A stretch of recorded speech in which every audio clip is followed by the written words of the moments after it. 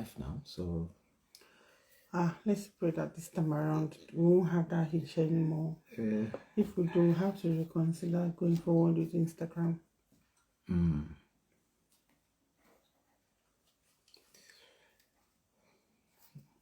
Because same thing happened last week. We just found a way around it, and the same thing is happening again this week. And we didn't used to have this problem really. No.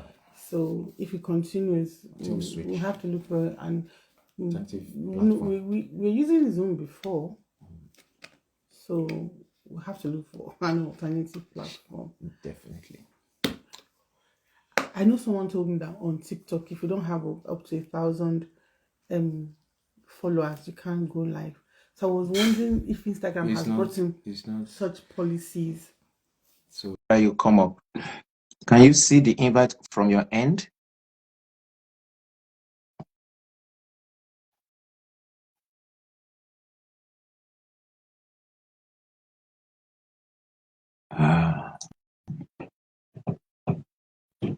Can you see the invite from your end? No. Wow. Interesting.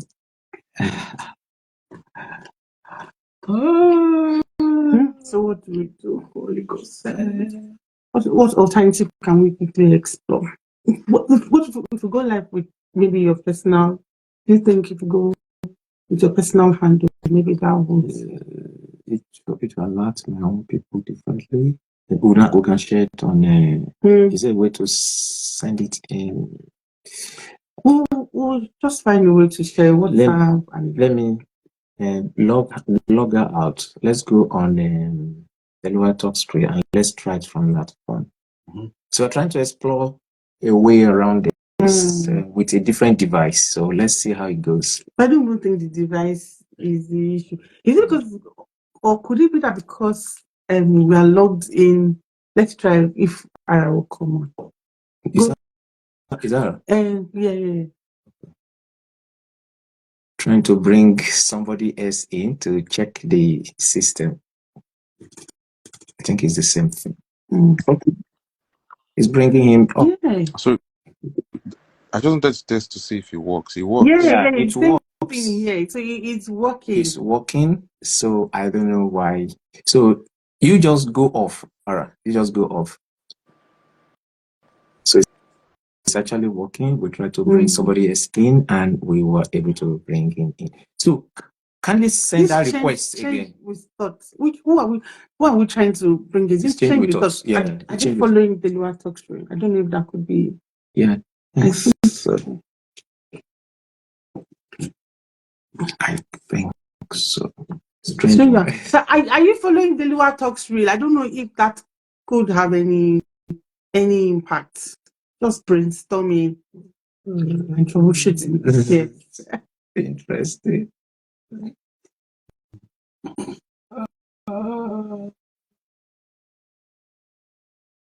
You can cut it? Of course. Sorry, I'm just brainstorming and trying to do some troubleshooting. So let's. We want to send another one again. Please try to check whether you could see it from your end. We just sent another invite now. Okay, see.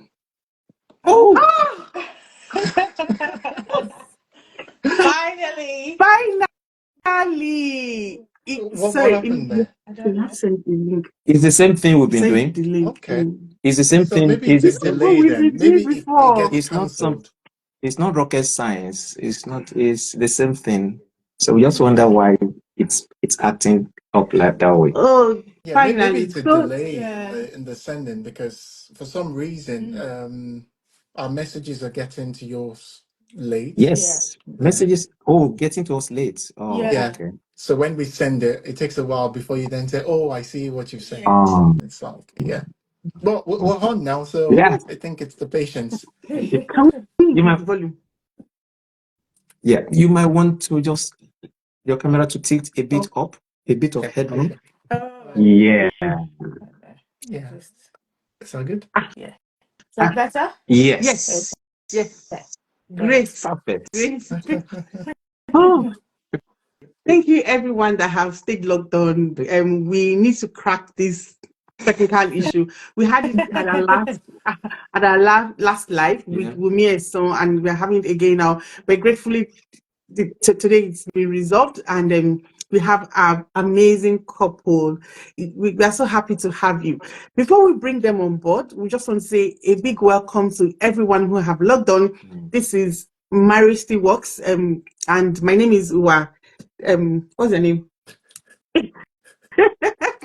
I'm Dele. And together we run the Lua Talks Reel. It's a platform where we bring exciting and inspiring stories of how your marriage can better and more blissful. We sincerely believe in blissful marriages because we God has blessed us with one. But again, for everything working, someone is working it, and a burden was laid in our hearts to begin to bring couples who have inspiring and beautiful marriages to share their stories so that we can also be inspired and learn from what they're doing to keep their marriages working. I mean, every day we hear stories of marriages breaking, and recently this last couple of weeks is that of AY and his wife, and that really broke my heart because I love marriages working. But the truth is, for every marriage that breaks, there are a million that are working. And so this is what Marriage Still Works is all about. It's a campaign we are running to say, don't be moved by what you hear and see on social media. That's not all there is to life. For those that are not working, there are many more that are working. And our guest today, David and Elizabeth. Theirs is a beautiful marriage, and we feel that you will be inspired by their story. So sit back, you have a lot to learn. You're going to laugh, you're going to learn, you're going to relearn, and you're going to have the opportunity to ask questions. Please put those questions on the comment section. You can even start now, and we love our listeners and those who join us on this live. We're going to take your questions, and David and Elizabeth is going to do justice to them. So once again, sit back, you're welcome, and So please, we have a few people in the room right now. Please, can you just join us in welcoming them? Yes. You can pop in something in the chat section and let us make them feel really, really, really, really welcome. All right, thank you so much. And as we go on, before now, you normally will do the profile reading, but today we felt let's kind of do it differently. Let's give the opportunity to our guests so that they can properly introduce themselves. Yes. So you have the floor, sir. Amma. Oh, wow. Okay, please go first. I'll have my beautiful wife go first. Thanks, Yes. Fred. Hi, Like that. everyone. Good evening, good afternoon, good morning, wherever you are. My name is Elizabeth Ologbonori. Ologbonori, that's the English pronunciation of Ologbonori. I obviously been married to this wonderful man here for the past 13 years. Amazing. I currently I am a qualified social worker, and together we run Change with Thoughts, which is a life coaching company to support individuals, organizations, religious organizations, and I'll let my husband talk more about that. But I also run a monthly program, ministry called Praying for Your Children Global. So that's a monthly program where we just get parents to pray over their children. It's so important. This is. Cool. Thank you, Elizabeth. Yeah, my name is David. Married to this beautiful queen here, and Oh my, yes, he's beautiful. it's been I'm lovely. enjoying the vibes already. It's a marriage program. So I lead Change with Thoughts, and what we do is to help individuals and families and organizations become clear with their vision, and also achieve clarity with the execution as well of those visions. So really focusing on personal finances, focusing on mind management, and also time management as well. So we help you focus on your resources to see how you can use them to achieve your vision. So yeah, we've been running that for a few years now, and apart from that, I'm a chartered accountant as well, and yeah, You're yeah. also a pastor, an author. Come on. Okay, thank you. I Thank you. like It's that. good not to when they say don't blow your own on too. Yeah, he's very modest. So I'm the one that, I'm this hype woman She's blinding it. my director. She manages my social media. She's my manager basically. So I just show up and so yes. That's great. Thank you so much once again for coming on board. So we're going to dive straight in. So um, I'm very romantic. I say that at every session. I love romance. So let's start. How did the romance start? Where did you meet this beautiful woman? Where did you meet this handsome man? And who said I love you first? I mean, just kind of summarize to us how you met, how the relationship Mm, started. Did she play hard to get, mm, or was it? I mean, just give us all the tea, as my daughter would say. mm. We are Christians, so this is where the truth really comes out Oh, in terms Mm. of who said I love you first. oh, And here we go. yeah, so go on, because I know before I came, I know you've been you saw me and you just fell in love, and I know that's the story. So Okay. that's my story anyways. Yeah, that's your story. Do you want to Okay. go first? Before I start the story of how we met, I always say to him, look, listen, my prayers drew you from across the world and Mm. brought you right to me where I Oh was my. in the place of service to God. Okay? Oh. So that's what I Okay. always say to him when he goes, I said, no, no, no, no, no. I wasn't looking for you. The prayers drew you from the continent of Africa to Europe Hallelujah. where you met me, sat down in the choir stand, where I was serving the Lord and praising the Lord beautifully. Mm. So, Mm. That's the sister we met in church. so yeah, that is to say we met in church, and it's a very funny story, right? So the first time, it was a small church that we were attending at the time, and it's being a small church, everybody, you hear people's voices, So there was one day I was late to church, covers face, and I could hear this voice. As I was parking the car, I could hear this voice. This is a strange voice, The voice of an but the angel. voice, okay, yeah, okay. The voice was the first thing that drew me to him. I didn't see his face. I just thought that is a very soothing voice, a lovely voice, Mm. So so got into church late, stumbled my way into the choir store, and I was trying to peep, like, who is that person, because he was leading prayers at the time. I was like, who's that? I said, oh, that's a nice voice, kind of thing. And then he turned around during, and I was like, oh, he has a nice set of teeth. Ah. Very weird. I was like, his You teeth. noticed all these things in as a one glance. Listen, I am I'm very aware of my surroundings, shall I say. Fantastic. So I noticed, I he has a very nice set of teeth, but I didn't think anything of it because I was like, oh yeah, he's nice guy, nice looking guy. And Nice then voice. yeah, nice voice. I think we spoke shortly after at the Yeah. Sister Lucy and Eliza. Yes, Yeah, we spoke yeah. shortly What is already after. analyzing? We spoke shortly after because he was introduced as a Bible study teacher in Hmm. church as well, and the ministry leads then, because I was also directly assisting them. I was a PA in the church, Okay. the admin. So I think they kind of set us up there, but I'll let him carry on with the story. But that was how we met. That was the first meeting. And then you started to come pick me up because I was new to the country at the time. Yes. So she would then drive a car. Um, I mean, I wasn't driving my Rolls Royce and everything then. So she would then come with a small car, and then Sorry, I thought, okay, you know sorry, what? is it in your mind or in reality? Thank you. Thank you. In his mind, he was It is, I know driving that was a Rolls Royce in his mind. in his So at least mind. please give on that. He was driving a Rolls Royce in his mind. So let me say this. He was new to the country. And he was what we called a freshie then. That's what we refer to somebody who are just a freshie.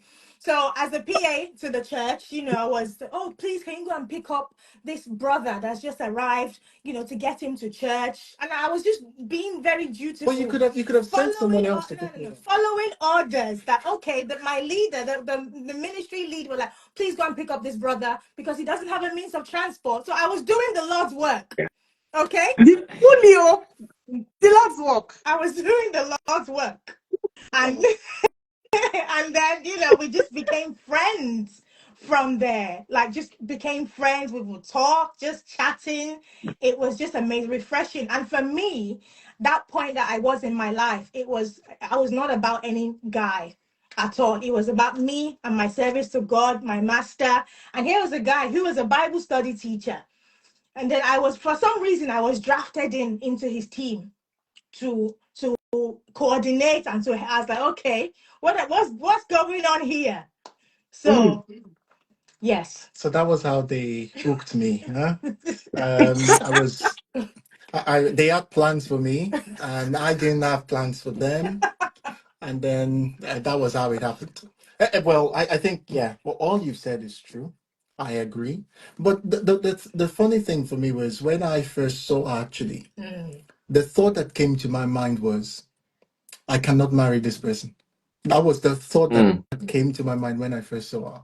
I didn't know what was going on in her mind. Can you imagine? That was when I saw her, one of the first thoughts that came to mind. I think maybe that week or the week after, when I just saw her, I was like, I saw her in the choir stand, and I was like, I can't marry this person. But 13 years after, we're here. So it's amazing how sometimes you think, oh, no, maybe this is not the plan for you. But when the Lord works things out, you just realize that you're just following you're just following. You're following them. But can we ask, why would he think about marriage? First time, why? Why would you, even if you were not thinking about it before, why were you thinking about marriage? Like, I can't marry this person. Like, what? It's the way my mind works. So I'll tell you what happened. He told me this story. I was like, okay. So I was obviously family church. My little sister was I don't know, she was doing something that wasn't right. So as a big sister, I was telling her off with my eyes. Like, can you stop? And it was the eyes I saw. I was like, why is she looking like that? And I was like, I can't marry her. Wow. That was. I think we're having a similar story here. Oh, really? Yes. In fact, what just popped up in my mind now? I'm seeing myself and you directly on one side, myself and your wife directly on the other side. Oh.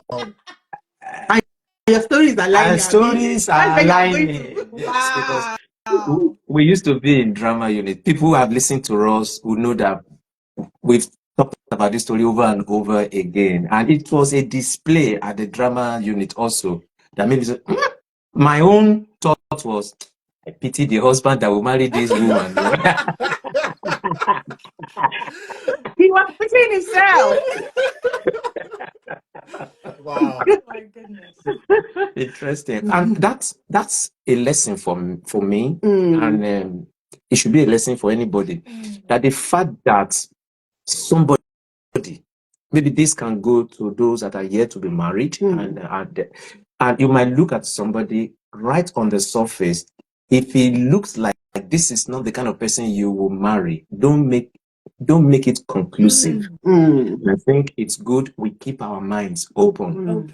Because we are people of faith, so we can't shy away from it. The plan that God has for us is way bigger than what we're thinking about ourselves. So we can be thinking within a small cubicle, one room. God is thinking from a space that is generations. endless.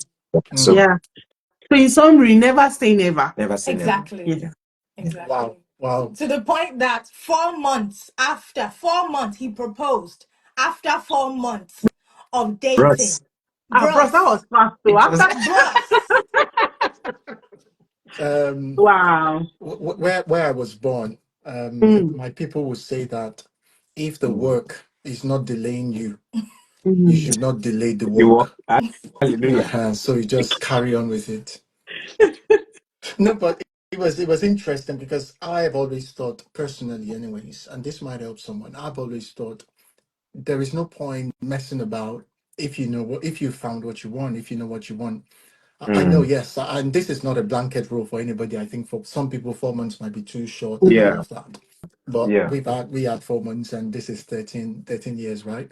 The idea is that I have always it's just a personal thing where the way it's always worked with me. If you found something, people will say, "Oh, I want to get to know them. I want to," and then you know that this is the person, and you're still trying to say, "Okay, let me get to know them."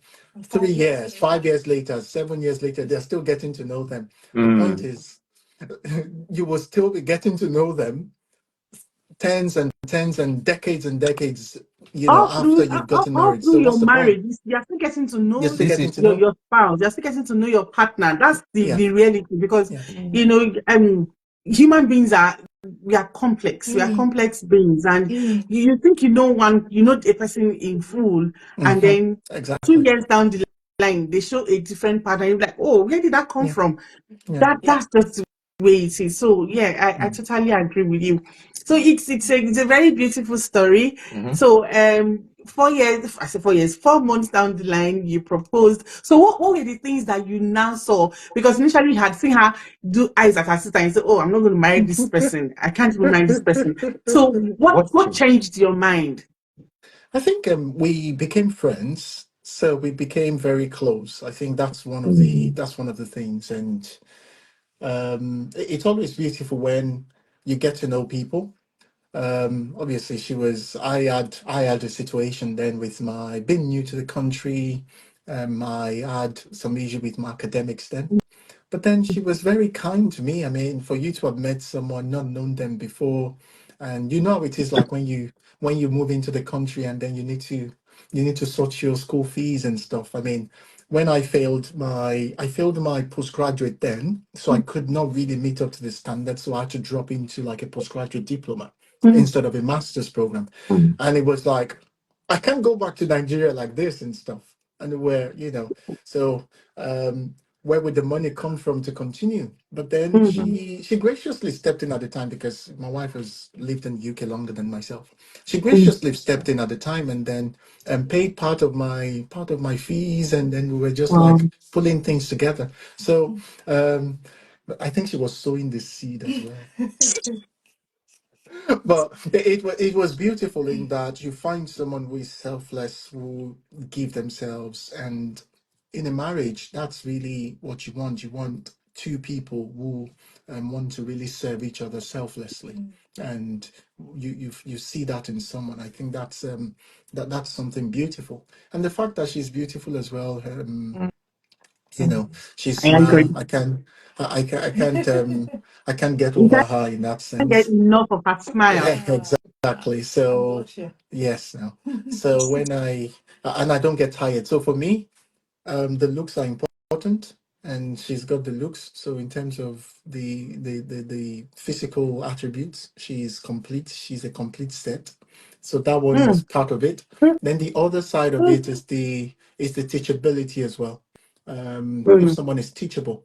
So I tell people, yes, be attracted to the person. The physical attraction must be there, but then the element of teachability must also be there, because there will be challenges, right? And it will be, if God can get through to someone, then they are the perfect person, because God can get through to them. God can instruct them. Even if they are wrong, God can tell them to say, do the right thing. So if someone is teachable, those are the attributes, right? So the physicality side of things, the attraction, and then the teachability for me is what also sells. So I think, yeah, those are two qualities, Thank I would you. say. Thank you. And what did it for you, Elizabeth? What did you see in him? What were the attractions, both tangible and intangible ones? I think one thing that I would, and this would only come from spending time with God, for a young woman to develop foresight. So he's a man who has big dreams. Even before we met, big dreams in terms of, he would tell me about his vision for the future, his vision, his dreams, his purpose. And I was like, I really, the way, when he spoke about it, I really bought it. Do you understand? I saw it and I saw beyond what he was saying. I think God gave me the grace to kind of see like 10 years down the line, even from that moment, from that point, that even though he doesn't look like it right now, but actually with the graces upon him, would he be able to achieve those goals? And can I see myself by his side, doing that? How can I support that vision? How can I support that? How can I be of help into that? So I saw that vision, and obviously he's got such a large heart. He's so kind, like genuinely. I call him archangels. So there are angels and there are archangels. Okay, this man is an archangel. He's an archangel. Is an archangel. So that is my archangel treasure. That's what I call him. So, the kindness, so his heart, and obviously the vision as well. Can you see that you have foresight? Are you yourself as a woman yielded to the Holy Spirit enough for you to be able to interpret even a vision, to be able to work side by side with somebody in terms of something raw being brought to you, and how can you support, how can you build on it, how can you turn it into something? So I saw that vision, like by the grace of God, foresight to say, I really believe you are a great man. Not just because, and you don't look like it right now. I know my friends then were saying, Elizabeth, what's wrong with you? A freshie. You want to date a freshie. And I'll tell you a story. I was actually dating somebody before we met, a lawyer. They were like, you are going to leave a lawyer to date a freshie. He has no car. He's living in a shack, in a one room, in a student accommodation. What is wrong with you? Those were legitimate questions that I got. And are you okay? You said, you proposed to you after 4 months. Is everything okay? Are you sure? Even my my dad was like, are you sure he doesn't want to use you for papers? Because these people that come from Africa, and I was like, Daddy, I love him. I just couldn't explain it. And I always say, I'm not ashamed to say, our marriage was made in heaven. There's something I've heard there, and I think it's very instructive. We talk about vision, and that caught my attention. Yes. And I remember many years back, we have this perspective to life that what you don't have is just a matter of time. With vision, it will provide all those elements. Exactly. But even if you have money, you can't use money to buy vision. But vision can provide everything that money will follow vision. Provision follows. That's why we call it provision, because for every vision there is the pro side, the pro side of the vision. And I think that's very instructive to me. And when you talk about teachability, somebody teachable and somebody selfless, these are great attributes. And she talking about you having a large heart and being kind and caring, and that's good. I'm deliberately picking those keywords out so that we come to terms to know that these are vital things that must have established the foundation for this. And of course, the role of the Holy Spirit, you can see that both of them, right from the beginning, are giving themselves over to God, and God was the architect of the relationship. It's one thing to say you are in church. It's another thing to say you have a personal relationship with Jesus. You have a personal relationship with the Holy Spirit, and they speak, and you don't analyze, you don't question, and you just go ahead and obey. So for me, those are key foundational building blocks that sustains a relationship. This is us in July, will be 22 years, and people will be wondering, people ask us, oh, how have you sustained the relationship? And I say, the building block, the foundation is God. Exactly. I said something, when you marry someone that can hear and obey God, I think half of marriage, half of whatever encounter or challenges you would encounter in marriage is solved, because when God speaks, the person hears and obeys. When God speaks, he hears and obeys. So all those analyses, are kind of, let's not delve too much, because we've never begun to talk about the other things. No, I'm not saying anything. Can you see the correlation? Yeah. Because I think you are similar in terms of how you view life and how you view relationship, because it's exactly like I'm also like in quote a nobody that came into her life, but because she could see, you mentioned the word foresight, she could see the intangibles in me that she knows that will turn into tangibles and that will make life way easier and worth living for.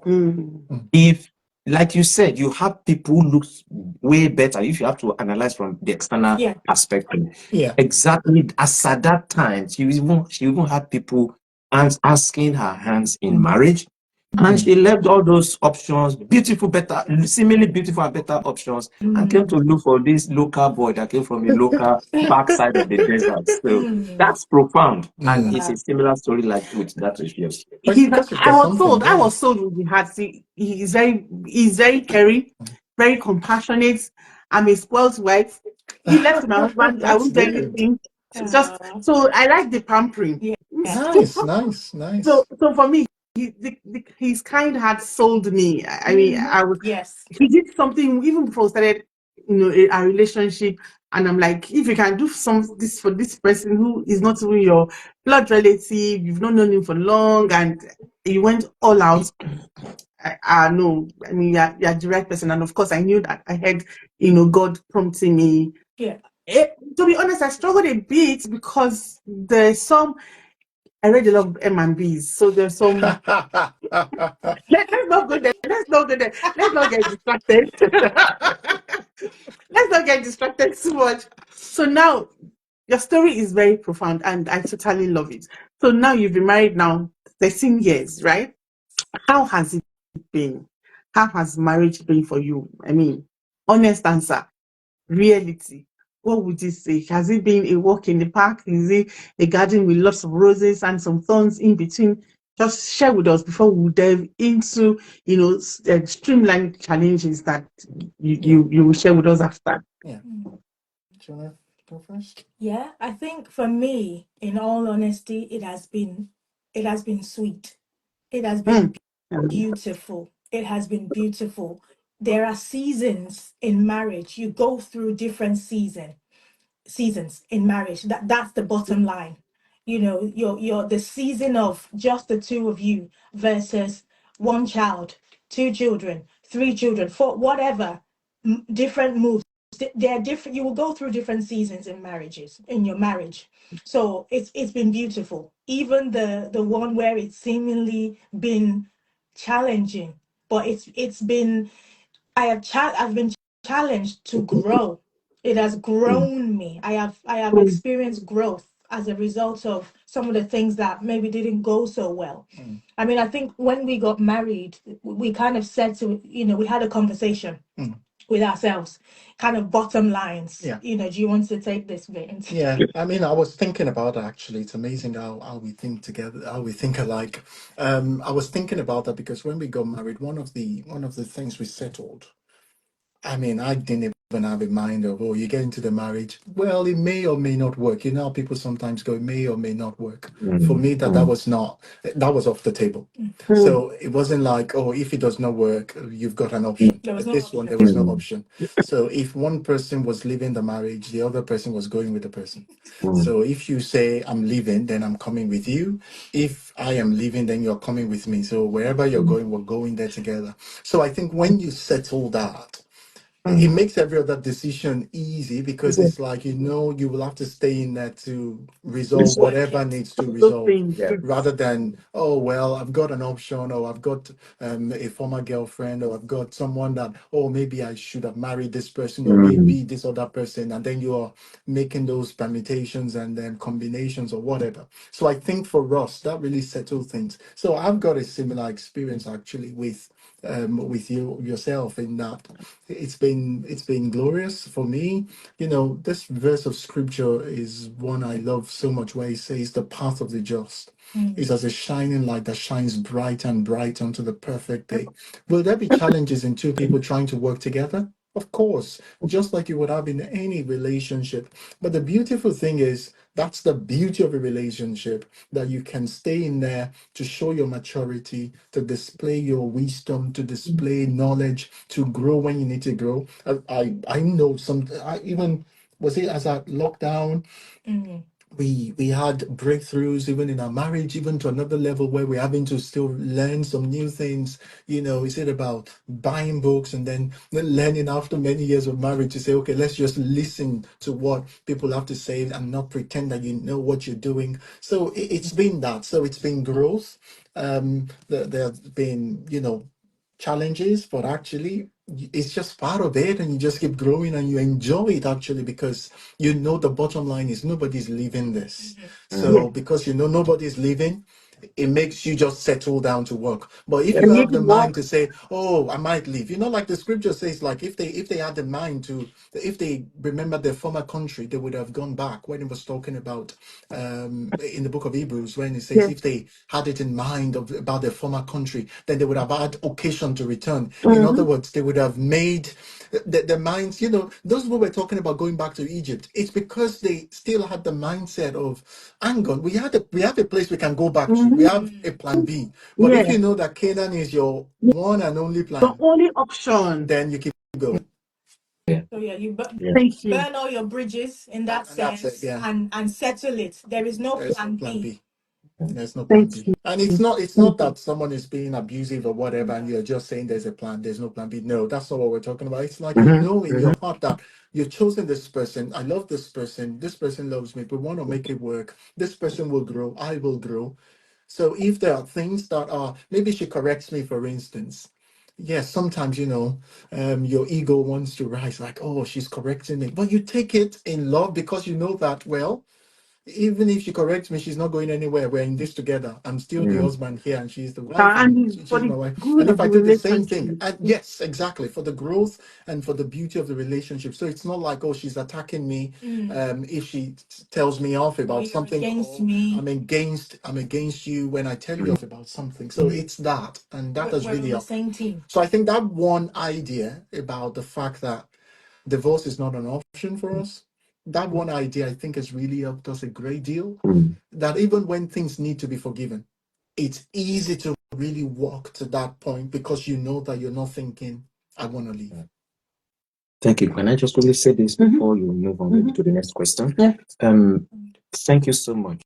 Thank you so much. And I just want to add a different perspective, because maybe somebody is listening now, or somebody might be listening to the recording and be saying, but how I wish I knew all this before I got in. Now, this person is already in a marriage. And you mentioned something, that's what got to my attention, and I said it's good that we just use that to balance it. We are not saying here that if you're if the relationship you are in, the marriage you are in, has become abusive, that is now threatening your life, threatening your mental well-being, that you must remain in it. So we don't. It's when somebody is alive that there is a possibility to actually resolve an issue. So please, in such an instance, I think we believe that you need to seek for a professional help. And not just anyhow, but people that are trained, that you can call for help so that they can step in. They are here, our guests are here, they are trained, they are in position to be able to help. We are trained, we are certified, we are in a position. If you check in the comment section, I've dropped their social media handles. I've also dropped ours as well, both for the Lua Talkscript and even our personal handles. And please, if you are listening, throw in your questions in the comment section as we move on, so that when the next question is coming from my wife to them, anything that's coming up, please drop it in the comment section. We'll make where they are here to be able to answer and do justice to it. Thank you very much. Okay. Thank you. Yes. So please send in your questions. David and Elizabeth will do justice to them and assure you that we still have some very deep insights to gain from them. So let's go to the next question. Now you've been married, look, it's all rosy, working well, not without its challenges, but you mentioned something, because you have a made-up mind and you're giving it all that it desires, all that it needs to work. That's amazing. That's fantastic. So 13 years down the line, now that you've seen, you've seen a whole lot in these 13 years, we want you to kind of narrow down and share with us two major challenges that you've had to deal with. Marriage is not all about challenges, and you, like you said, you've talked about, that you've had some very good times. So you're also going to share with us, some major milestones, some major achievements, that you've come to or experienced as a couple. But let's take the challenges first. Two major challenges, and how you navigated through those challenges. I know in our pre-show conversation, you talked about, something that I really, really, I wouldn't say it resonated with me, but I feel it's something that a lot of people need, in this generation, the growth, one partner, making giant stride in terms of growth, and the other partner feeling left out and feeling like, oh, so am I just here to be a nanny, to just do the parenting alone? I mean, that's really deep. And as you're talking, I really would want you to kind of, expatiate how you navigated through all those thoughts and dealt with them, and you are still here and still able to say wholeheartedly that you're having a beautiful marriage. I think, just like you alluded to there, and the first thing, two things, you'll take the other one. Yes. So one major thing is navigating the challenge of growth or change. I think every marriage will go through changes, and it's about how you navigate that successfully will determine whether you crash or you rise. In the early stages of our marriage, my husband was studying for his ACA. So and for those who are accountants, it's a very, very tough, rigorous, set of exams. In fact, I think the first maybe 5 years or 6 years, 5 years of our marriage consisted of him doing different professional exams. So that's time and that's money. To the point that, and we're both working full time as well. To the point that he'll go to work Monday to Friday, and in the weekends, it would be about studying rigorously for that exam, or for those sets of exams. So, they're quite tough on their own. So it would be a thing of, so in the early stages, I just got married, it's great, and then, the first child came along, and it would, we would get invited to different functions, for example, gatherings, etc. But he couldn't go because he was having to, and plot, and because his personality type, he's can be very, very introverted. I'm the extrovert, your choleric sanguine, out there kind of thing. Hey, we see each other. So, very social, the fun mom doing stuff with the kids, to the point, and to the point that I felt as though I was single but married. Where he was, on one hand, I knew he had to make this sacrifice in terms of to further the career, for us to have better financial prospects. I knew that had to happen. But on the day to day, the weekends, the swimming lessons, it was me that had to do it. So, and I couldn't articulate it then. It was many years later, but there was a frustration. There was a resentment. Because you didn't actually say anything. Because I didn't say anything. You didn't say I didn't say it to him. I just felt that, okay, let me just be the supportive wife. Okay, so it's not like I'm trying to stop him from achieving his goals or whatever. And let me be the supportive wife, and let's just carry on. But I resented it inside. People, you would go out and the couples would be out with their, father and mother and the children out on the park. It was just me and the kids, and it's like, what am I resented? So growth in that process. So I resented him, that would kind of show out a bit in kind of the way I behaved. But one thing, And I didn't even pick up on that, sorry. Yeah. Because even there were times where you would try to drag me out, and I just want to then, maybe even if I'm not studying or doing anything, I just want to be in the house. And it's like, oh, and then she would then complain like, oh, we must go out. And I'm like, I don't want to go out. But now I know I go out a lot now. But what that helped us do, what happened was we made a rule where it's like we have to spend time together each night, just the both of us. when the kids have gone to bed. So that we instituted that very earlier on in our marriage, where okay, we have to have me time for both of us.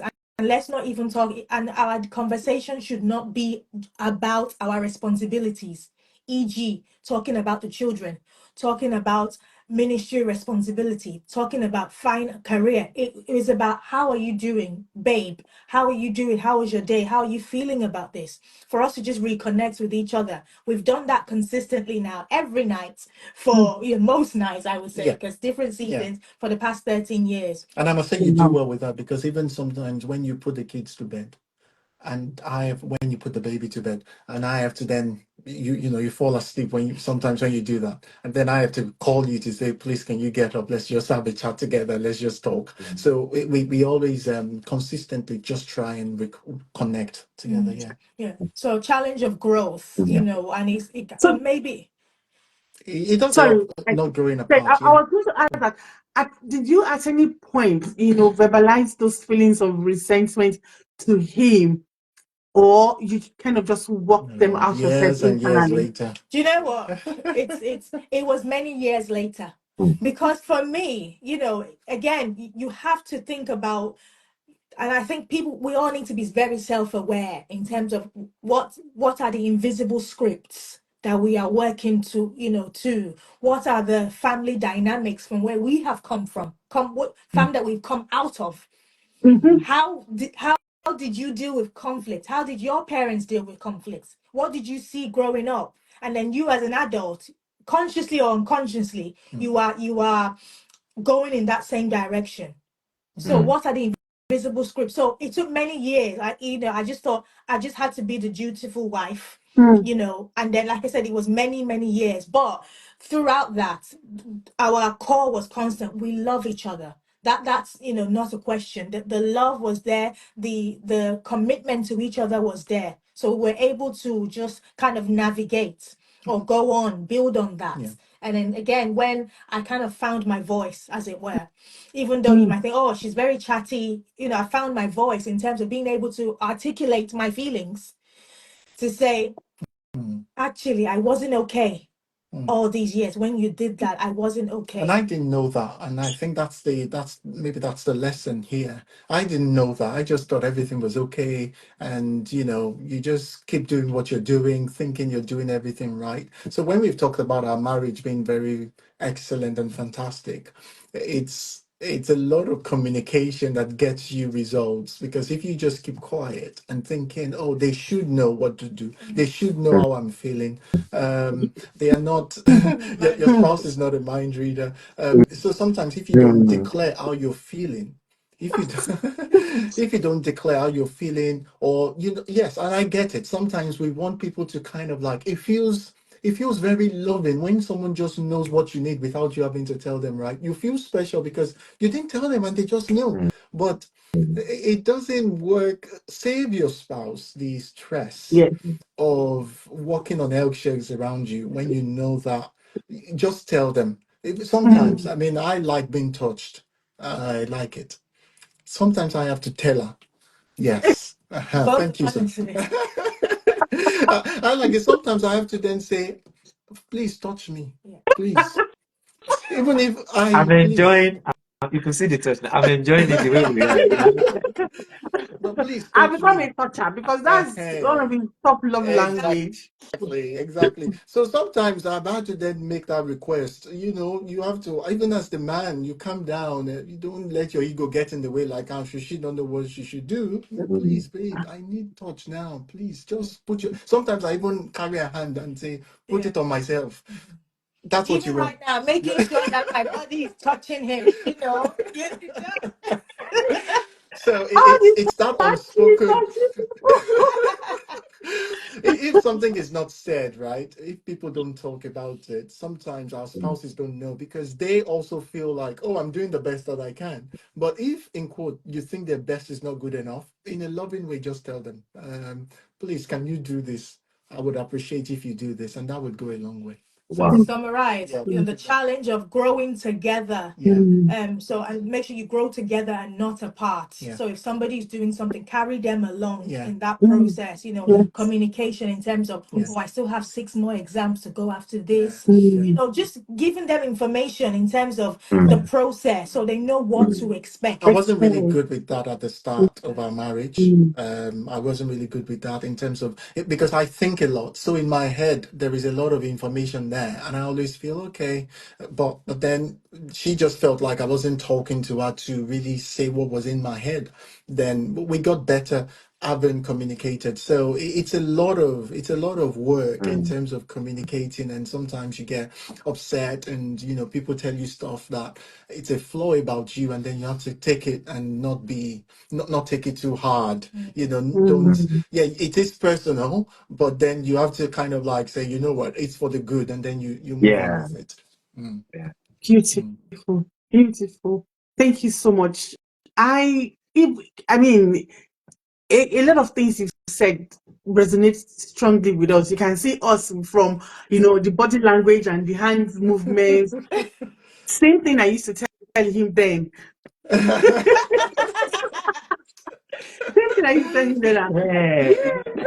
I'm not a mind reader. I mean, I'm not in your mind. Tell me what's going on, because he's also very introverted. He internalizes things, and even to the extent that I talk a lot. I'm a talker. I don't know how to, as it's calling my brain. My mouth is saying it. even when I say it, when we just got married, then he won't respond to me. He won't say anything because he's thinking of what to tell me. So and he's thinking how he will say it the right way.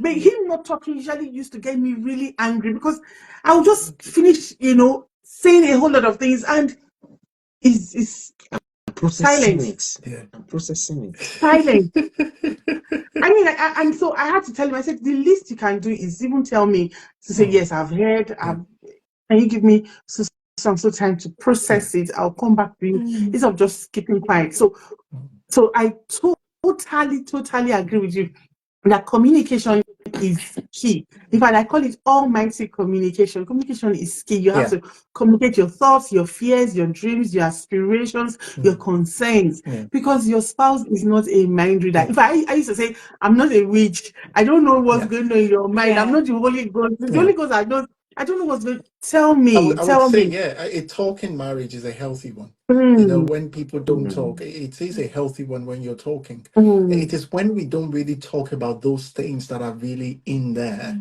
That's where the problem brews. But if you know that you're in a safe space and you can talk about anything, talk about even the things that you go have conversations about the person without anyone feeling intimidated or feeling like challenged, that why you don't take it too personal, why you're attacking me.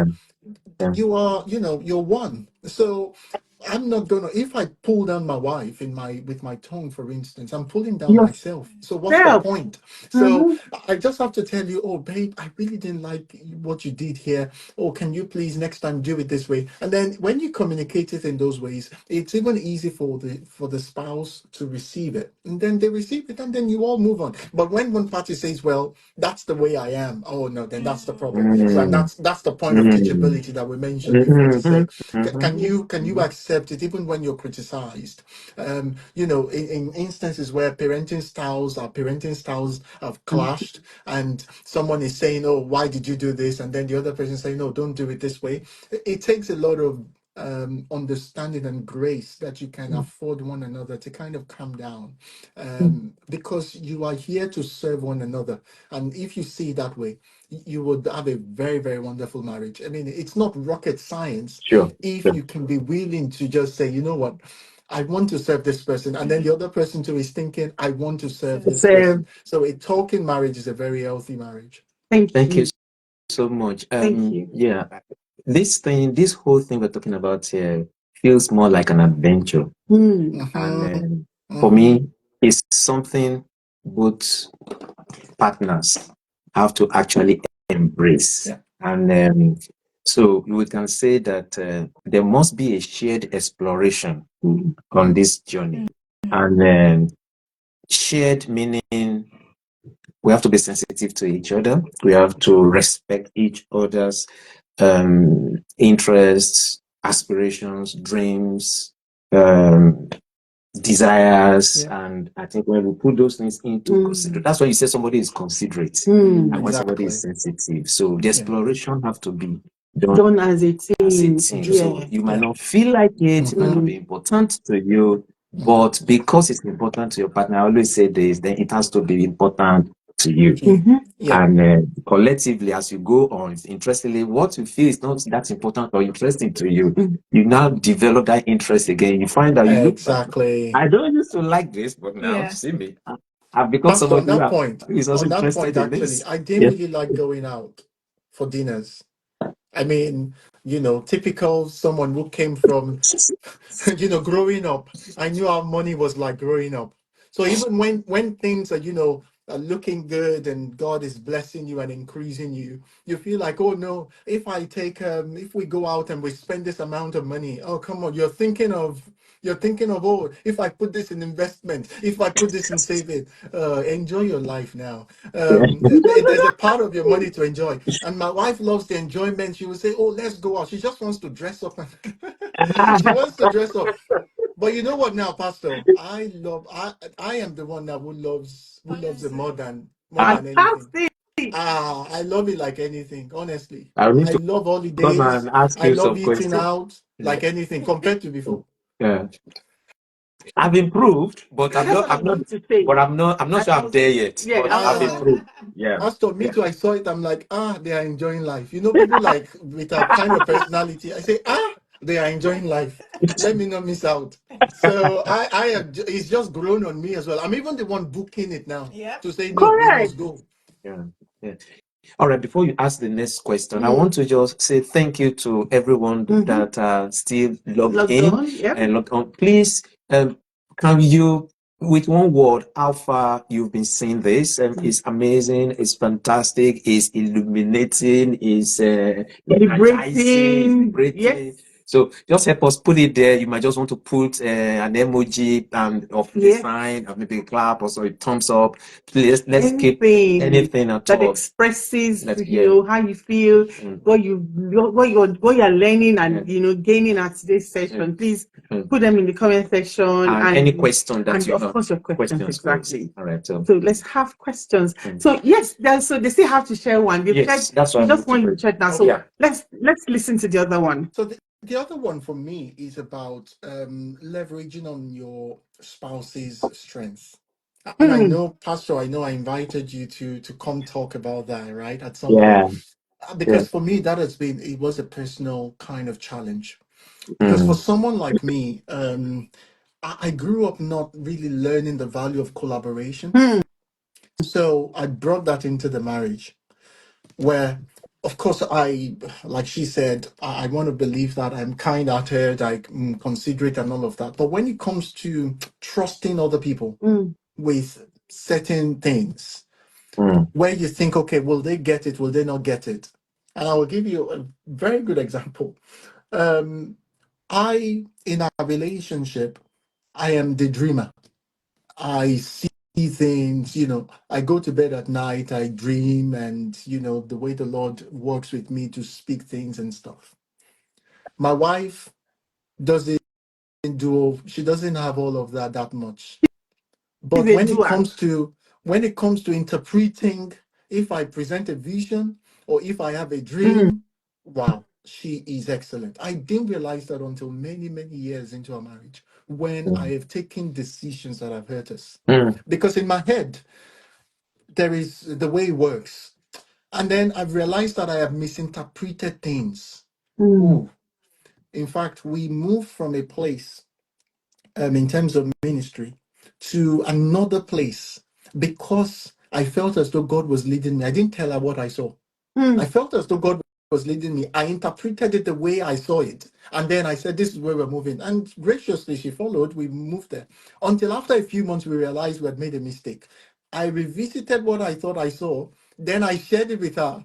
Lo and behold, she was right. Because I did not share with her. So I grew up not really knowing how to really collaborate with people. So I didn't really leverage on her strength, and that really cost us at the start of our marriage, and cost us even deep into years into our marriage, until later we realized, oh, hang on, this is really hurting us because of the way. So it then took me to actually relearn that, to say, you know what, because I felt vulnerable if I have to share my deep thoughts with someone, my visions. I felt like, very vulnerable. And, how would they see if I say I saw something? So I kind of internalize it, and then kind of, so okay, I'm going to walk it out my way. And when you're single, it can work because it's just you, right? You're not It's just carrying the family, you. you're not Yeah. carrying Yeah. children, you're doing your Yeah. own thing, and then you That's a found a good. way to make it happen, to make it work. But when you're married, it's a different ballgame. You're leading someone Yes. else as a husband. Uh-huh. Your wife will follow you. Your wife will want to assist you. Your wife will want to help you. But I realized that I was not utilizing the grace that I The have in my gift. wife Yes. as I should. Mm. So when I realized that, I knew that I made a mistake, that to then tell her over time. So anytime now I have a dream or whatever, in fact, she comes to me, what did you dream about? She's just learned how to say, so that I will not let this guy put us in trouble. I will ask him to talk, and then I can interpret. And you have been a fantastic interpreter of visions. I mean, Wow. talking about even visions of not even dreams of the night now, whatever, in terms of this is what we want to do. I just Yes. only need to say to her, like I said, she's my manager. So even the things I do in terms of speaking, in terms of planning stuff, she kind of manages all of that. I just need to tell her, oh, babe, I'm thinking we should do this. Mm. She just goes into execution mode. And Mm. that's another thing. I am not strong on executing things. I am not. There's so many things that we do behind the scenes. Elizabeth is kind of like She's the executing mover. them. Mm. But when it comes to thinking, I mean, I can sit down in the house all day and just, because I'm just planning stuff and doing all of that. But once I just, bro, babe, this is what I'm thinking, she just goes, this is the way this fits, this is the way that works. And it's amazing. Sometimes I'm like, how do you even do this thing? Because it doesn't come naturally to me. But that's what I've learned over the years, to say leverage on your spouse's ability. And so that Mm. you will really have that fullness in your marriage, and you would really, the scripture says two are better than one, right? Yes. And Yes. it's when you combine that power, you become a Mm. power couple. Mm. And it will be as though you're a superman, but Yes. that this is, you are working together and it is working.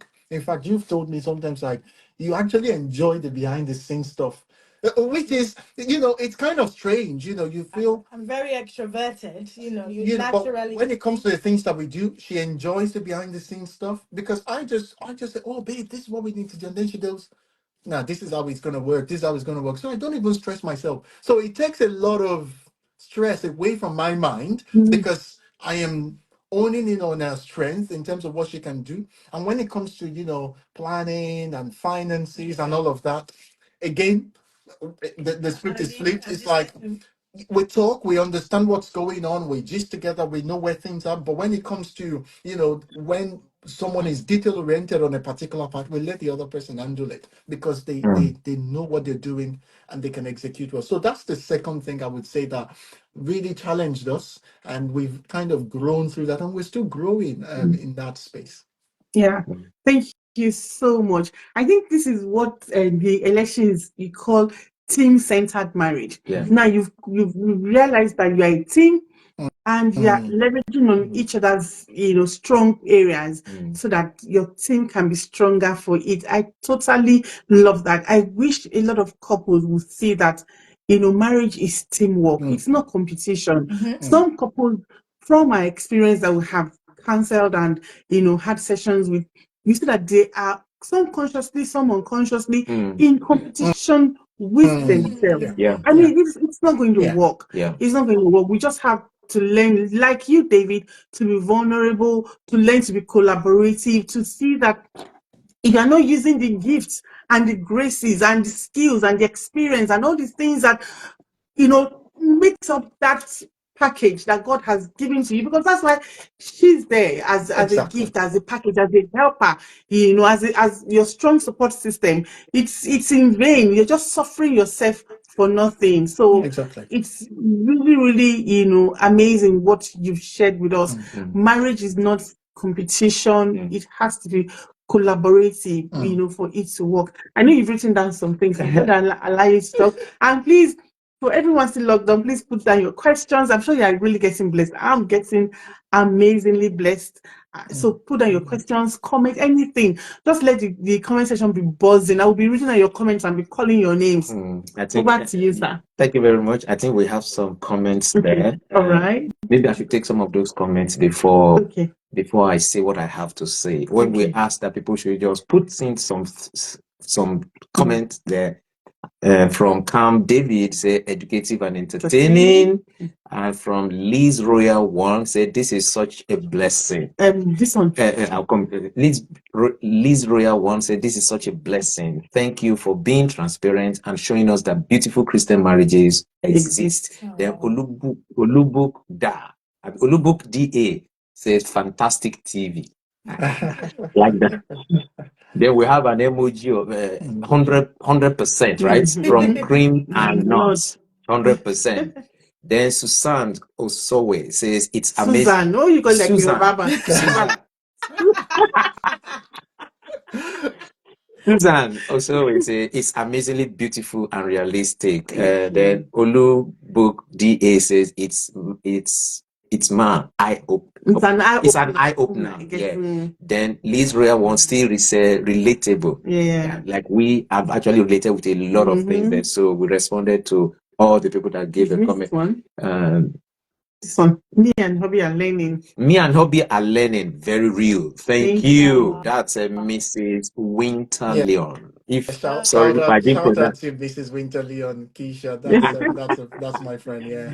Then Fiza 671 say watching, sir.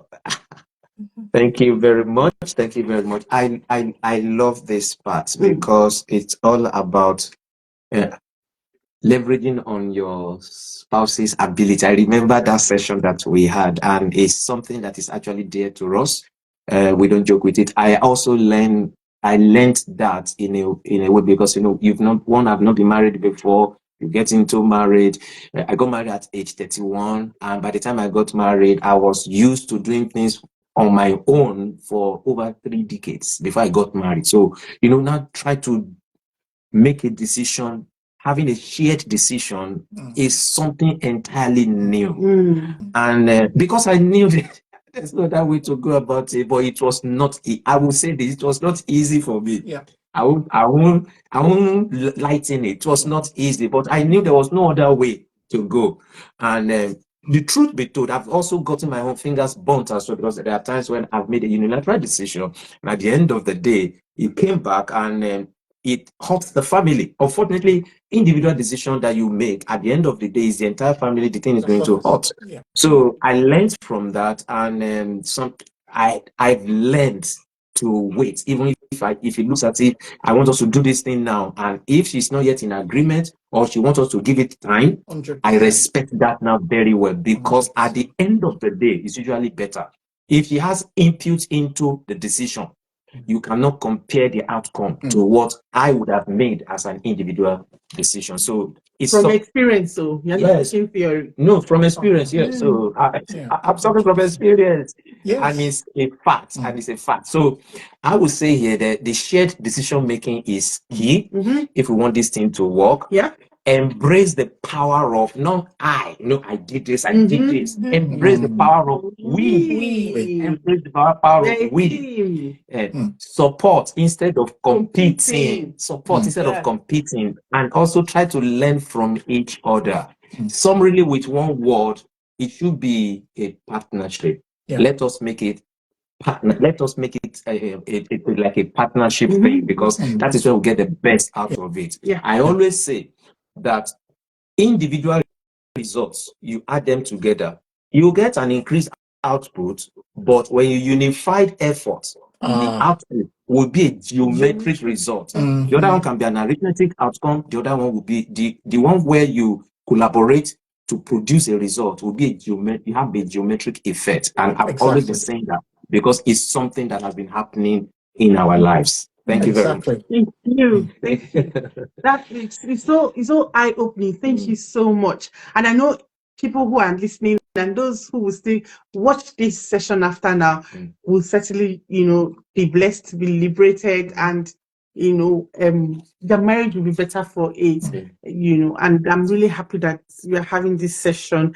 Yeah. So Iman for Impact says this is echoing some key areas of our marriage that we are realizing and intentionally working on at the moment. Thank you. Thank you so much.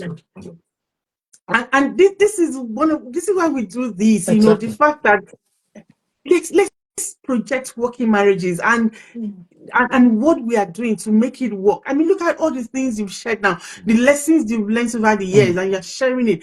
And our Pastor Sam always tells that it's good to learn from experiences, but it's better to learn from other people's experiences. Yeah. I mean, so everyone listening now and watching will have the opportunity of learning from your experience, and they don't have to pay the price that you paid when you learned those things. So it's just totally amazing. Thank you so much. So now we've talked about things that you learned from, there were challenges. Now share with us some of the good things that have, worked for you and that has really brightened up your relationship. And then as a follow-on, share with us how you relax, how you chill, and what you do to add spark to the relationship. So just what has worked out, maybe one or two major achievements that has really, really boosted your relationship, and then how do you relax as a couple? How do you add spark to the relationship? Interesting. Do you want to go first, or do you want me to? Yeah, you go first. I think one of the I could see partnership there. Referring to each other. Yes. Good one. Move on. No, it's amazing. I mean, when that's why, pastors, marriages, your marriage is meant to be enjoyed, right? Not endured. Yeah, I mean, we've got, how many years do we, even if you live up to 200 years, you're married maybe you married at age 20 and then you live for 200 years, you live 180 years together. Let's just say that, and that's even stretching it. Let's just say maximum. It was very, very stretched. 180 years, it's not that much when you really think about it, because there were times when we were 10, 15, 20, you think, oh, those who are 40 years old, wow, 40, and then you get 60, oh wow, 60. But as you get older and you begin to move closer, you begin to realize it's not that much. Why I'm saying that is, we must make every effort to enjoy it now, because now is the time to enjoy it. If not now, when? If I don't enjoy my marriage now, when? So for me, enjoyment is a very, very big part of my marriage. I will talk about the things we do to enjoy. But in terms of the achievements, I think one of the main things for us is in terms of how we've pulled financial resources together. God has helped us in terms of acquiring stuff, and the lifestyle we kind of have has come as a result of synergy. Not one person saying, "Oh, this is my money. This is what I plan to do with it," and "This is your money. This is what I plan to do with it." I think I remember when we got married. Like she said, I was living in a shared accommodation, and in that shared accommodation, when we got married, we decided not to move out of the shared accommodation. That's to tell you the kind of heart she had. So she moved in with me into like a room in that. I left my whole mansion. My whole mansion to move into a shack. That's your mom's house. It was a penthouse I had to at the time. But she moved in with me because we thought, hang on, if we go and rent a self-contained apartment at the time, we would not be able to save quickly to get our own house. So what happened was we saved. I think it took us maybe 6 months or so after we got married, and we got some help from my mom sent us some money, but just we got some help, but not that much. But we saved. The point I'm trying to make there was we understood where we wanted to go. We wanted to buy our own house, and 6 months into that, think about that, we were able to buy the first property we got at the time.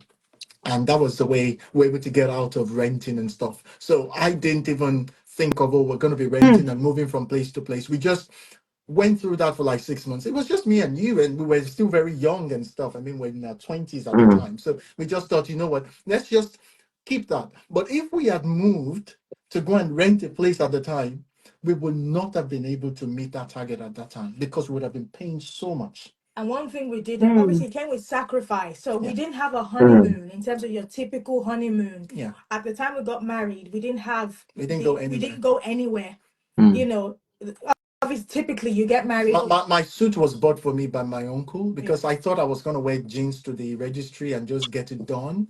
Because that was my thinking. Because I thought to myself, I'm like, if we spend all this money, I thought if we spend all this money, we would not be able to buy a property. And then, you know, this was 2010, 2011. in the UK. So, you know, then at the time it's like, okay, I got to the UK in 2009. She had been living here longer than that time. She grew up here. And then I was like, okay, 2011, I'm getting married. We need to buy a house.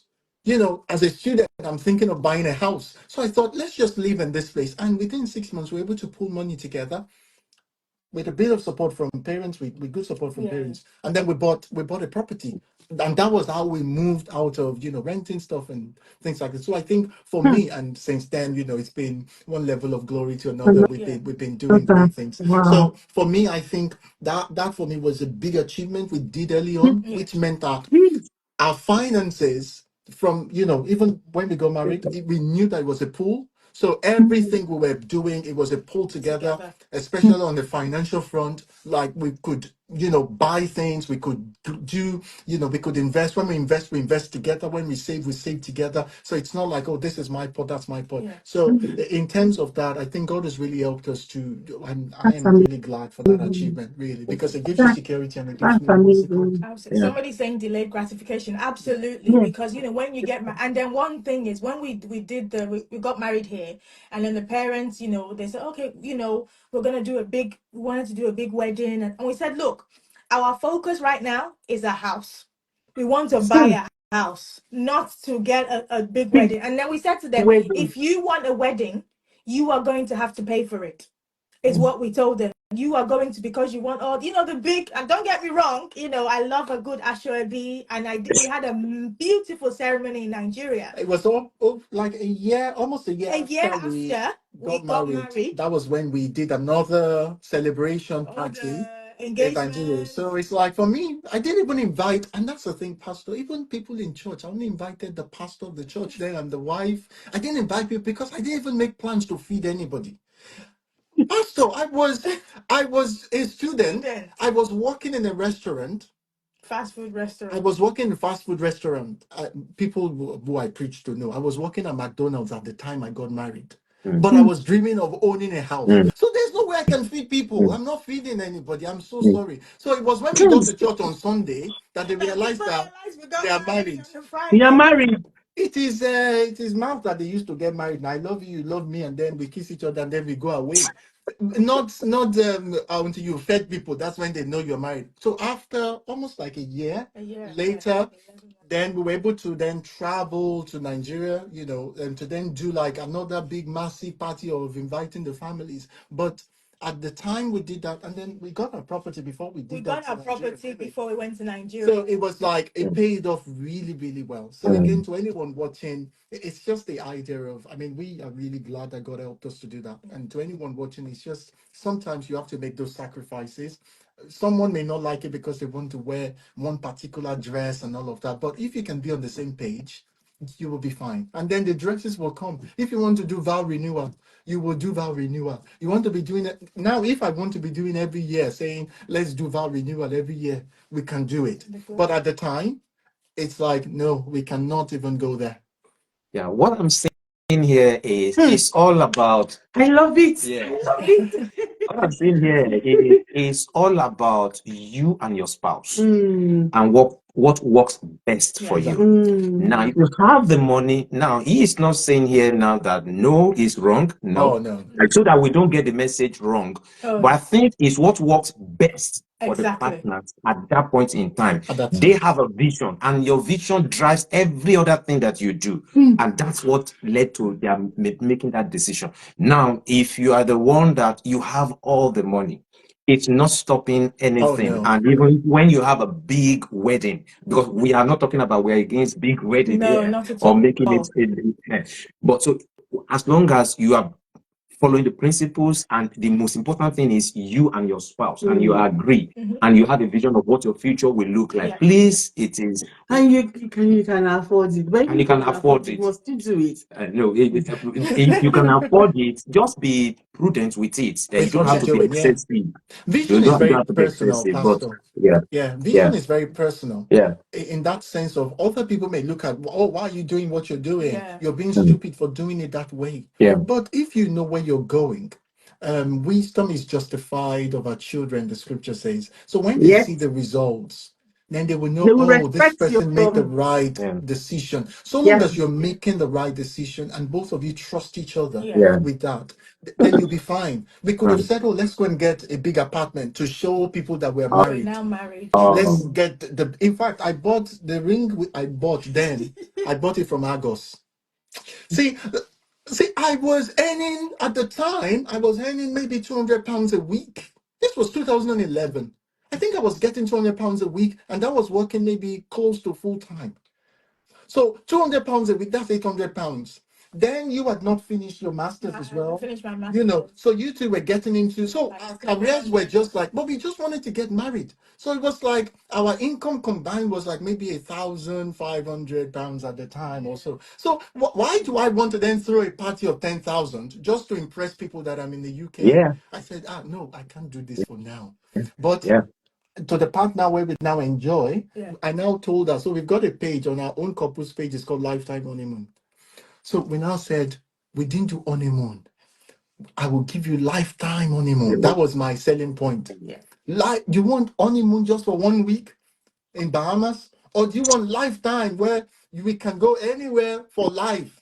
So let's make the sacrifice now. So I will let you talk about the things we do to enjoy. Yes. So yes, absolutely. Lifetime honeymoon. So on a day-to-day basis, like I said earlier, we every night we make it a point to connect with each other and just love on each other, talk about so many things other than our responsibilities, which are children, ministry, and just talk about, what's going on with Yeah. you. Watch a movie together. Watch a movie together, Have ice cream. have ice cream, Yeah. Yeah. So I always say to them, Do this that this a is lot.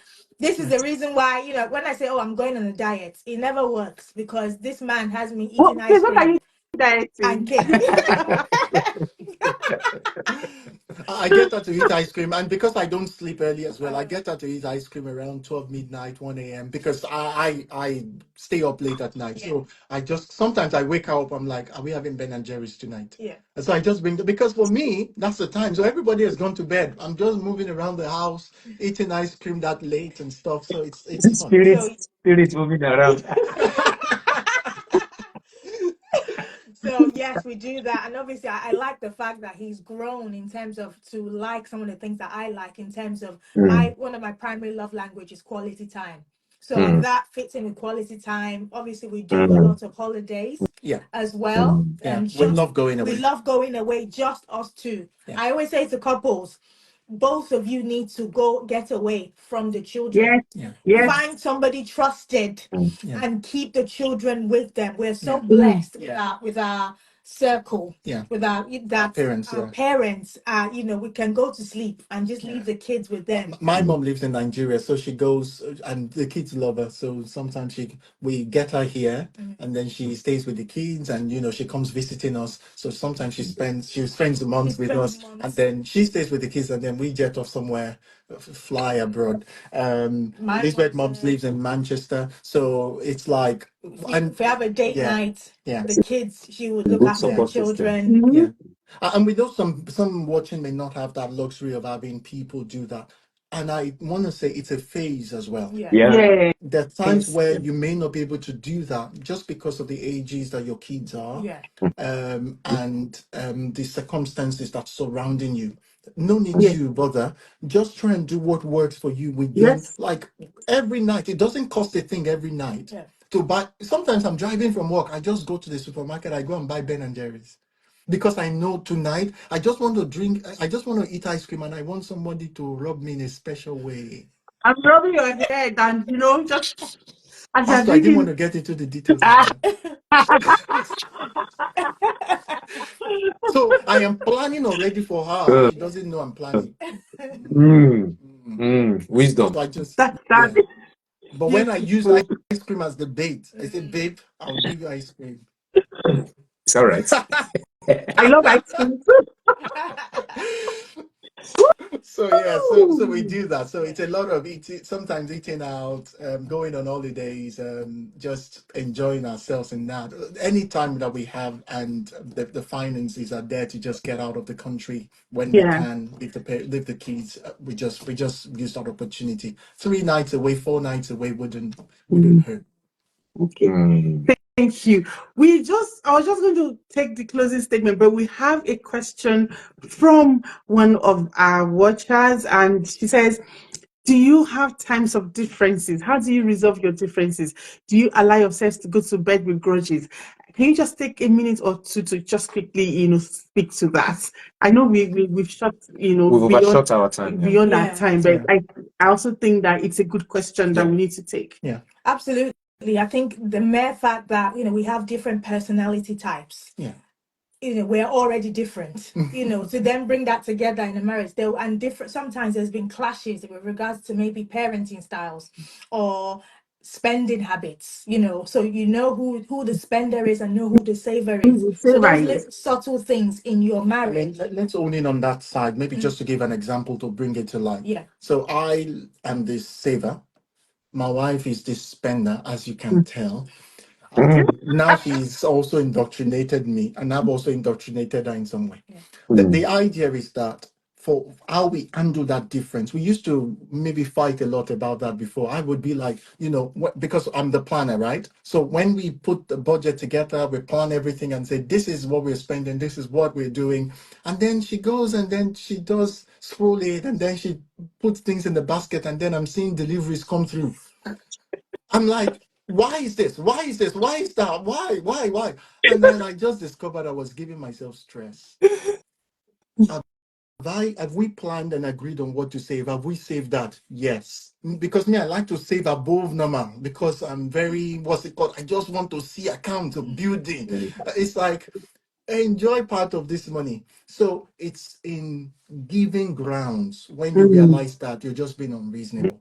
So some of the differences in terms of, okay, you're spending much, or my food is this way, or we're cooking this way, I don't want to eat this, you want to eat that. Sometimes it's in giving grounds that helps you resolve them. So it's an understanding that, okay, what will this really, what will it break? Okay, she spent £10 above our budget. Why would I make it an issue of World War II or World War III or whatever? It's fine. That can go. So long as we're still in line with being able to meet our goals and our targets. We've agreed on that. And she's just done a bit more. And sometimes to cut the slack as well. Sometimes I look at him like we didn't budget for our clothes. I don't have to buy clothes every month. Ladies like to look the style of the day. Oh, okay. I don't have to make my hair every time. They want to make their hair almost every week. So it's putting that balance there to say, what will it break? And in terms of, do we go to bed with grudges? Sometimes it happens. Maybe you're not able to resolve it, and then sleep time comes and one person goes to bed. But we know that because we have set our minds to say we're not going anywhere. You wake up, you're talking about it. And if you're not even talking about it, someone is holding somebody, and we're not allowed to sleep in different rooms just because you're not angry. So you still sleep on the same bed, and me, because I want to be touched, in fact, I won't be able to sleep. Exactly. By the time a leg hits you, touches you somewhere, you're just like, "Oh, leave me alone. I'm still angry." But you're in bed. And again, we've always said we're not sleeping in separate rooms. So No matter how many bedrooms you have, it's still this it's still one the room. same room. So we I think that's the way we kind of resolve things. And also, and I would say this finally, I know we're running out of time in this case. It's the idea that what we said before, the Holy Spirit can touch your heart when you are even angry. The best of marriages, and I learned this, the best of marriages are two servants who want to please one another.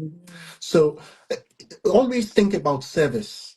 I know some marriages are very challenging. Yes, we'll pray grace for you. But when you think that I want to serve my wife, and your wife is also thinking, I want to serve you, both of you will be thinking about to outdo one another in service. Because you're not going to be thinking, this is my right, I must stay on top of it. There's no big deal. Our lives are not that massive. With long life, God will satisfy us. But we're not going to be here forever. So enjoy your marriage. It's meant to be enjoyed. So I want to serve you. You want to serve me. Yeah. We keep going. If there's a difference, babe, you didn't serve me well. Oh, I didn't like the way you talked to me. Oh, I'm sorry. You didn't like it, but it's the truth, right? So take the truth minus the way I said it. Forgive the way I said it, but take the truth and learn to say sorry. Honestly, I don't even mind saying the sorry if I'm wrong, personally speaking, because if I'm right, because I just feel make it work quicker rather than delaying it. So if you want to serve each other, I think you would have less grudges or less times of fighting and bickering. Not that we're perfect, we just know that we're servants, and that's the thing. And we always want to learn how to serve each other better. Amazing. Whew. Today has been glorious. I mean, I said it since yesterday that I know today is going to be exceptional, and it has been. I love the way you've broken down, complex. I don't want to use the word theories, but principles into simple everyday way of incorporating that into your marriage. I love your realness. I love the honesty. I love the vulnerability. I mean, I love everything about all that you have shared today and how you have shared them in such a simple way. And I'm sure everyone that are still logged on have been blessed. Please help us appreciate David and Elizabeth. They've been amazing. Put clap emoji, fire, anything that you think represents some of the things you've learned today. Please let them, flow into the comment section, because they have truly been amazing. Thank you for sharing your story with us. Thank you for sharing your time, your life with us, and we truly, truly appreciate it. And we trust God that your marriage will only grow from grace to grace, from glory to glory. In Jesus' name. Amen. You are doing an amazing thing. Please don't relent on it, because the devil would always try to bring down things that glorifies God. But we believe God that your marriage will always, continue to glorify God, and you both to continue to enjoy the benefit of the beautiful marriage that you have built and keep building. Thank you so much. A big thank you once again to everyone who have remained logged on. Don't forget, this is the Uwa Talks Real, and this show that you have been logged on, or you're just logged on, that you have been watching, is Marriage Still Works. And the concept is to let people know that no matter what you see and hear on social media, there are working marriages, there are beautiful marriages. And David and Elizabeth's marriage is one of them. Ours is one of them. And if you go to our YouTube channel, the Uwa Talks Real, you will see the videos of past sessions that we've had. So you know that it is not, our marriage is not an isolation. There are people with beautiful marriages sharing their stories and just, giving us insight as to how they are making theirs work. So please don't be discouraged by what you see on social media.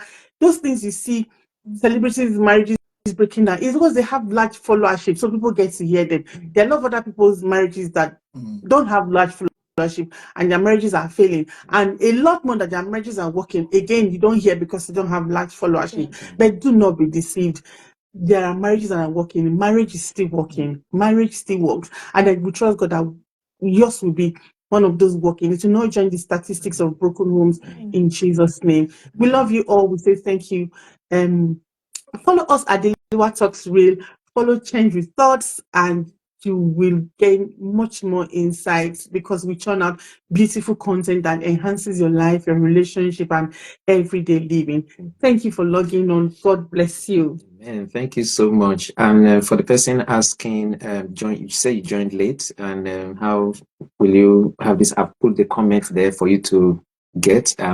All the past editions, she just mentioned it. You can get it from our YouTube channel, the Uwa Talks Real. And you can also follow us on YouTube channel, and also on Instagram. It's also the Uwa Talks Real. That's the Uwa Talks Real. And if you love this program, if you know it's enlightening and is liberating, please share in your contacts and let more people get to hear about it. It's not about we feeling cool that the publicity is going wide. The wider the publicity, the more likely more families will be impacted. That is our objective, and we trust that you can be part of this movement whereby you can help share the word across your platform and let more people know about it. Let more people know about Change with Thoughts, because they constantly pray. They constantly pray. You follow them, you get to see amazing things that they are also doing. And if you want to be part of it, you can always reach out and let's see how the collaboration can go on from there. Thank you so much. Thank you. Tonight, and we'll communicate the next dates, and definitely you'll get to hear for that next month's edition. Yes. Thank you. Have a beautiful evening. Thank you. Thank you so much. Thank you so much. Thank you. Thank you, everyone. Thank you. Bye-bye. Bye-bye. All right.